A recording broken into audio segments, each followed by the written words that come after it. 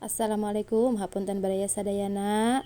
Alhamdulillah ayeuna parantos dinten Jumat deui urang ngadamel ka Maman kagomar urang kalih anu uwih Jumatan baraya. Ieu abdi masih gaduh kulit sapi baraya ku kituna urang presto heula baraya supados hipu. Saparantos di presto urang cadak we tina prestona teras ditiiskeun baraya urang keuretan ka aralit margina bade dijantenkeun soto baraya. Urang siapkeun we bumbu-bumbuna ieu aya katuncar bubuk, teras ieu pala bubuk, jahe, koneng, bawang beureum sareng bawang bodas baraya. Urang goreng heula nya eta bawang beureum, bawang bodas, jahe sareng konengna. Saparantos kitu urang coper baraya. Tong hilap oge tambihkeun katuncar bubukna sareng tambihkeun pala bubukna urang coper wae dugi ka lembut baraya.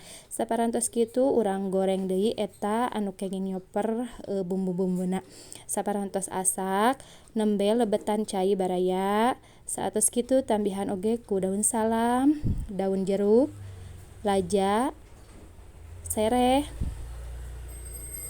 sareng kulitna lebetkeun baraya tuh diaduk-aduk baraya. Tong hilap oge ngangge gula, ngangge royco sareng ngangge ladaku baraya.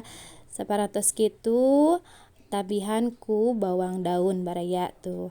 Ayeuna urang siapkeun dina cup tambihan ku mie bihun ieu baraya. Saparantos kitu tambihan oge ku kol baraya nu kenging ngeuretan. Pasihan we ieu ieuna kikilna atanapi kulitna baraya. Saparantos kitu tambihan bawang goreng, tambihan oge ku kuahna baraya tuh.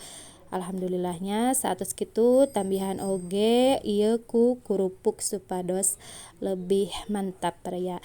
Tuh parantos aruih mar urang kalih anu Jumatan mudah-mudahan barokahnya baraya walaupun saalit oge mudah-mudahan katampi.